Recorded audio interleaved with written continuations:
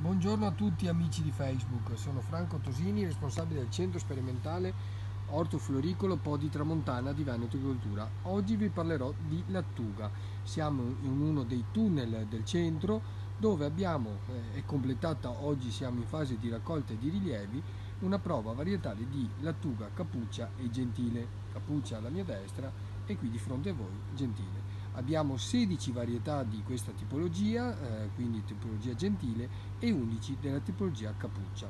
Stamattina abbiamo iniziato a tagliare i primi materiali, i primi cespi, valutarli sia la parte estetica superiore, la parte estetica inferiore e poi iniziare anche a pesare, perché ricordiamoci sempre che il produttore viene pagato a peso. È una prova che è partita il 15 di settembre con il trapianto di piantine con cubetto pressato. La piantina è stata allevata e cresciuta qui, il cubetto è stato gentilmente offerto, e lo ringraziamo, dai vivai Salvan.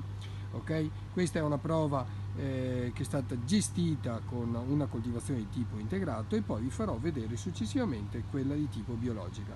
Primi risultati per quanto riguarda la gentile. Tutte le varietà si sono comportate bene, diciamo che alcuni materiali hanno un quid in più di performance, però citiamo l'Autiglie della Rixvan, Bifri sempre della Rixvan, Bowie della Goutier, Filomena della Beio e Ondriga e un siglato 778 dell'Enza.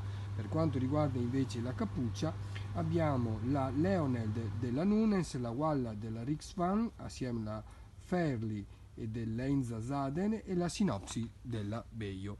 Passiamo adesso direttamente alla lattuga cappuccia e gentile, però in coltivazione biologica. Eccoci qua nel tunnel dedicato alla coltivazione di lattuga cappuccia e gentile autunnali in serra in coltivazione biologica, e quindi abbiamo utilizzato quei prodotti registrati per tale tipo di coltivazione. Parlando di insetticidi, abbiamo utilizzato la zadirattina e i saponi molli. Per quanto riguarda i fungicidi abbiamo utilizzato il cerevisiane e il Bacillus subtilis, quindi con risultati a mio modo di vedere molto interessanti, molto buoni. Ad esempio qui abbiamo due varietà che poi sono state quelle che sono andate discretamente bene nella coltivazione primaverile sempre in serra.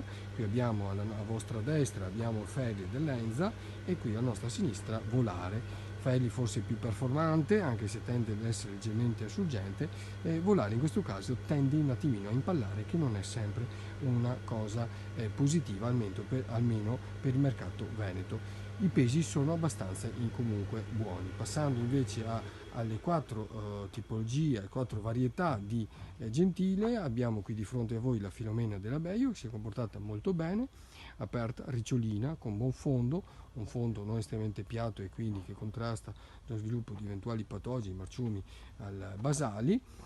Passiamo all'Otili della Rixvan, un materiale forse leggermente più compatto, ma comunque molto performante anche per quanto riguarda il peso del cespo.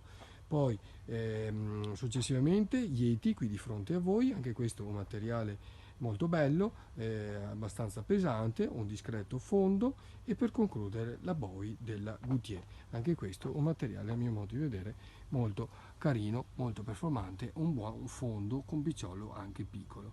Ecco, questi sono i primi risultati, seguiteci ancora perché dopo questa prova di lattuga autunnale ci sarà una successiva con il trapianto previsto la prossima settimana, quindi andremo poi col nuovo anno. Vi ringrazio sempre dell'attenzione, seguiteci numerosi e comunque rimango a disposizione per qualsiasi chiarimento in merito. Grazie ancora.